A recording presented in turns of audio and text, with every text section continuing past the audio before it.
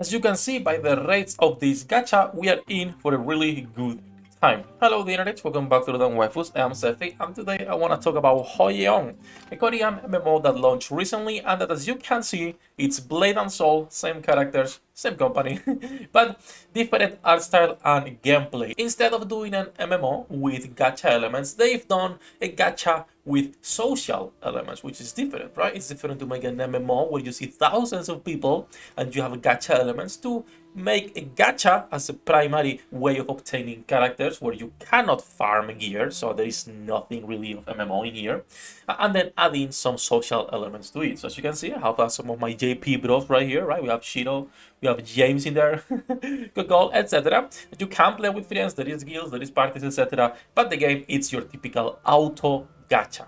Now, it has a few things where you need to play instead of just running auto, and I'll be showcasing all the different game modes.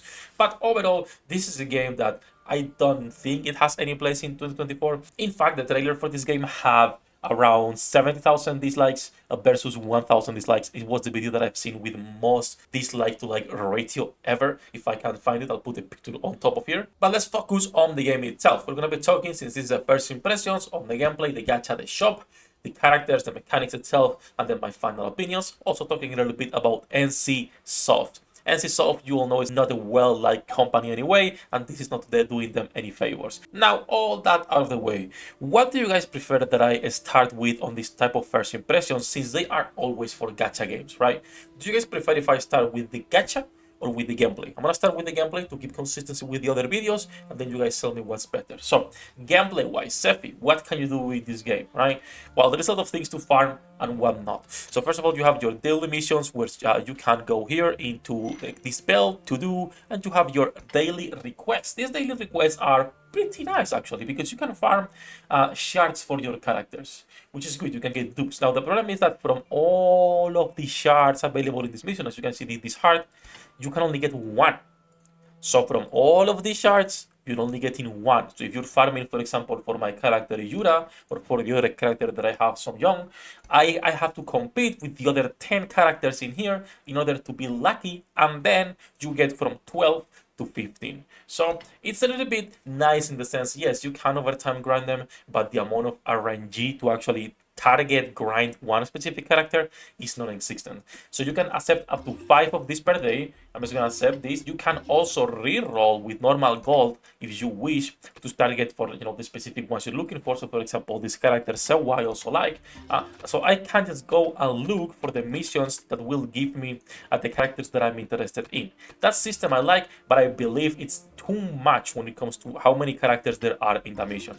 Now, the moment you have your missions, you can click and the character will go alone. Now she runs in zigzag, yes, a little bit weird. The jump is pretty good though. And they will automatically do all of your missions for you. Now again, this is an auto MMO.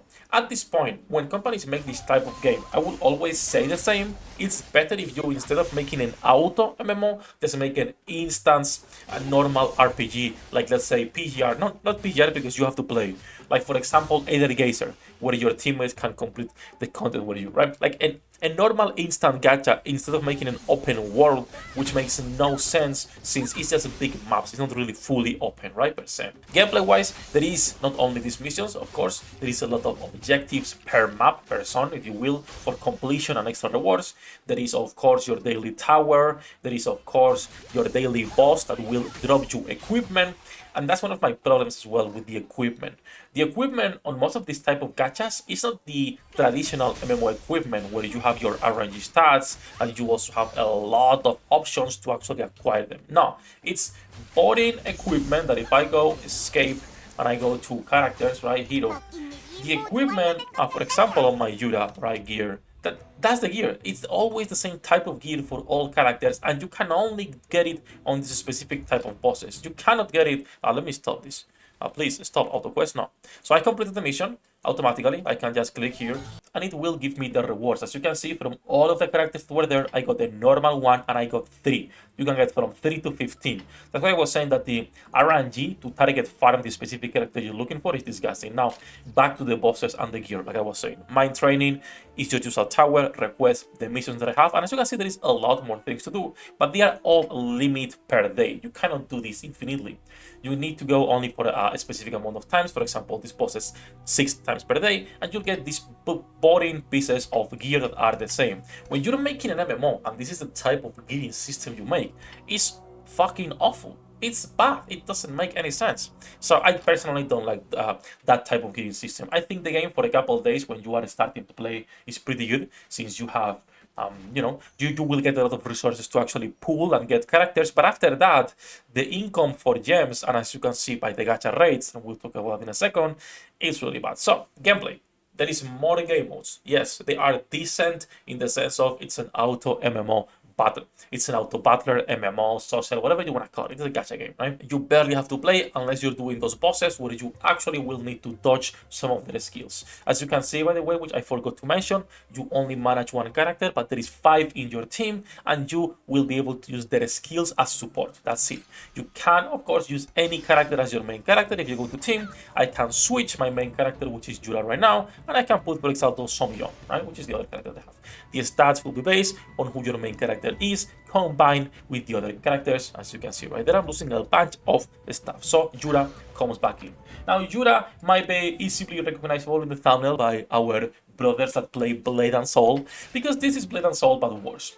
Now, gameplay wise, that's what you can expect. Let's talk a little bit about the characters and the gacha itself. This is the system that for this game kind of pissed me the most, right? The rewards for the gacha itself, and how many characters you can get. Now, some people will defend this gacha system by saying it's not that bad. A limited character, after 80 pulls, you guarantee that limited character. And that's true. 8 multis, you guarantee the character. And if you get lucky beforehand, you will be getting the character on a 0.09% or on a 0.4% 30 shards. Some people will defend this system, which honestly, if you are defending this and you really think that it's a good system, you are kind of stupid, but it's completely fine to be delusional. We all are. So the problem with this is that you cannot pool with tickets. Like I can go here and I can pool with gems, right? But if I come here, it's more expensive, so it's 1300 compared to, like, for example, this beginner banner. The problem is that they will give you a lot of this type of normal pool, but these limited pools, the only way of obtaining them, and if I can click here, acquire from, is from the shop. You cannot get this any other way. Now, at the beginning of the game, they will give you a couple of multis. I've done 3. I've done 2 multis with tickets and 2 multis with gems. And I even actually hit a 0.04% because I got enough banner in here, which was kind of funny. It tilted me quite a bit. So, can you get the character guaranteed? Yes. Do you need to save specifically for this type of character and have at least 8 multis?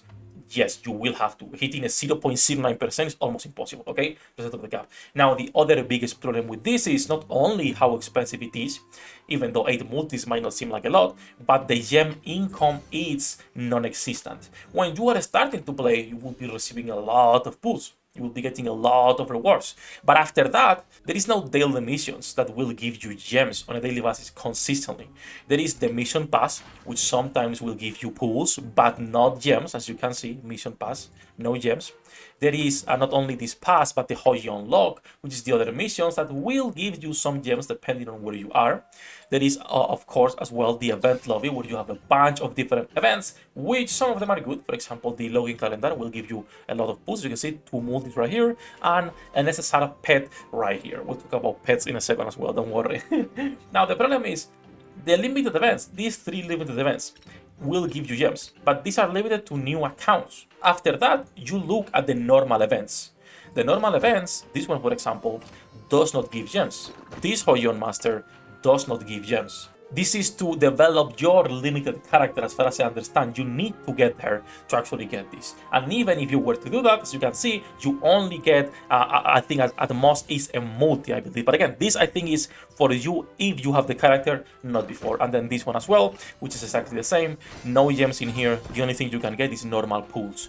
So you don't get limited pools. You will barely get any gems after the initial couple days. Again, it's been a couple days already for me. I'm on the day 6 missions, and I've seen no more gems. I've been with 900 for 2 days already, I believe. I think two days. So the gacha itself is disgusting. Now, the only good saving grace that the gacha system has, and that's what people will say in some of the Reddit posts that I've been seeing, is that the game initially will give you enough of these tickets to get multiple special heroes. And that is true. So if I go back to my heroes, sorry, not here. If I go back to my heroes and I go to open this, I do have multiple legendary special heroes, whatever you want to say. 1, 2, 3, 4 here, 5, 6. 5 because this is your main character and it's always special, so it doesn't matter. So the normal special heroes you will be able to obtain. That's fine. They will give you enough resources to get most of them. At least 2 selectors and 3 random ones. I got a dupe on one of them myself. So, okay, that's nice. The problem is that these characters are limited. They are not coming back. They are not being added into the normal pool. And so the only way you have of actually getting these characters is by pulling with the normal currency they give you, and every 8 multis getting one of these tickets, which will give you a random one. And of course, when you do a 200, as you can see, I already got it, you get a selector. So they will give you enough pulls to actually do 200 pulls in this normal banner, which is good. They give you these tickets a lot at the beginning. After that, they will give you no more tickets. As you can see, the chance is still the same, 0.1 for the heroes, all right, and for the favors, 0.4. So no matter where you are trying to pull, the resources are going to be disgusting. They are not enough. The gearing system is boring, the missions are boring, the combat is basic. This is good the first 2 days because they shower you with resources, and after you're done with your 2 first days, the only thing that you're going to be doing is repeating the same thing for barely any type of rewards compared to almost any other gacha where you're actually going to be getting, resources and pools and good events. Now, can this be enjoyed? Yeah, of course. I think there is a lot of systems in this game that for people who can only play on their phones might enjoy this type of game. The thing is that most people trying to play on their phones have a limited time and this consumes too much. And most people looking for an MMO are not looking for this piece of shit, Blade and Soul watered down version. They're looking for a good MMO, not this. So both of those targets, I'm not seeing them playing this long term. We shall see. Again, it's NC soft, so the game will stay alive for a while and will milk its player base as much as they can. Now, again, there is more game modes and more things that I haven't unlocked. I want to be fair when it comes to that regard. I'm showing what I have unlocked myself at level 15. All right. The last thing that I do want to show, because I think it's pretty good actually, is the skins.